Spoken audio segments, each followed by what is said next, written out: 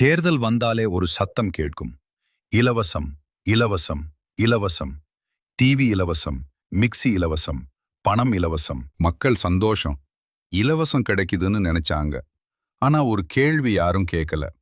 இந்த பணம் எங்கிருந்து வருது? அந்த இலவசத்தின் பின்னாடி இருந்தது ஒரு பெரிய உண்மை. அரசு கடன், லட்சம் கோடி கடன். அந்த கடன் யாருடையது தெரியுமா? மக்களுடையது. நாம் தமிழர் கட்சி மட்டும் இலவசம் வேண்டாம், ஆனா கல்வி எல்லாருக்கும் இலவசம், மருத்துவம் எல்லாருக்கும் இலவசம், ஒவ்வொரு குடும்பத்திலும் ஒரு அரசு வேலை என்று அறிவித்தது. இலவச பொருளா நல்லது, அல்ல கல்வி நல்லதா? ஒரு நாள் கிடைக்கும் பணமா நல்லது, அல்ல வாழ்க்கை முழுக்க இருக்கும் வேலை நல்லதா? ஒரு வாக்கு, ஒரு முடிவு. இலவசத்தை தேர்வு செய்கிறோமா, அல்ல எதிர்காலத்தை தேர்வு செய்கிறோமா?